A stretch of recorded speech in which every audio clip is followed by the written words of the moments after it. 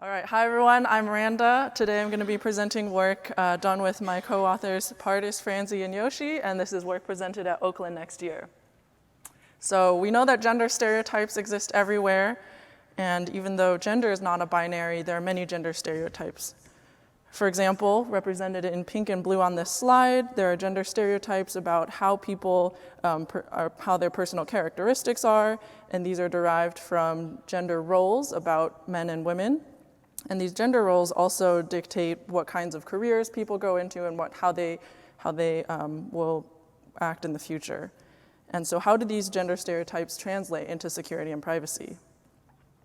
In this work, we studied what gender stereotypes people have related to security and privacy attitudes and behaviors. First, we conducted a pre-study where we sought to identify potential stereotypes. Then we conducted affinity diagramming to select further potential stereotypes from related work. And we conducted a main study to evaluate the prevalence of the stereotypes as well as the participant rationales for their stereotypes.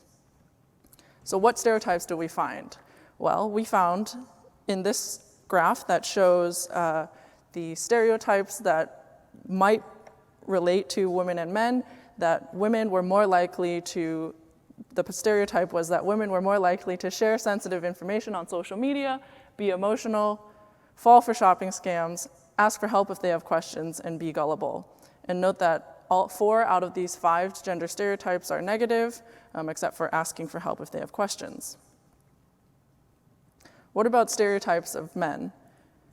Here are 10 stereotypes that we found about men, which are that men generally will know how to protect their security and privacy, they'll be skilled at doing so, and they'll also use common security and privacy tools like verifying HTTPS, using 2FA, or using antivirus software. And note that most of these are positive, except for being overconfident. How do these stereotypes relate to the people who hold them? We found that men were more likely to believe positive stereotypes about men.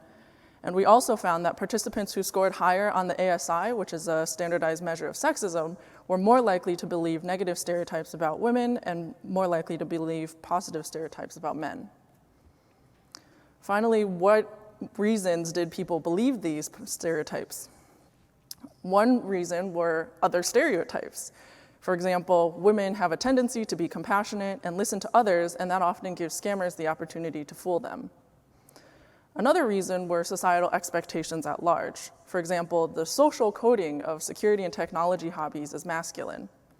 And finally, another reason were gendered threat models. For example, men probably have more to hide on their devices, honestly, like lockup porn history, or that women are more often the targets of cyberstalking, doxing campaigns, and so they have a more obvious reason to learn.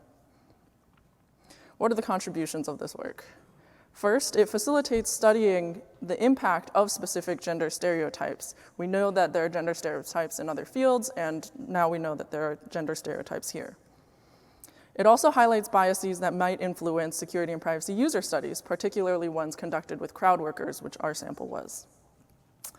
And further, this study of gender stereotypes poses a theoretically informed investigation for gender differences suggested by prior work. For example, prior work has found that women might choose weaker passwords, might be less likely to use private browsing, or be more susceptible to phishing. And one theory for this is now social constructionism, essentially to do with societal expectations and gender norms, and not biological essentialism, which would say that it is somehow intrinsically determined by people's biology. Finally, this work also validates the experiences of any of you who have been at the receiving end of harmful stereotypes in security and privacy. Thanks so much, and I'll take questions now.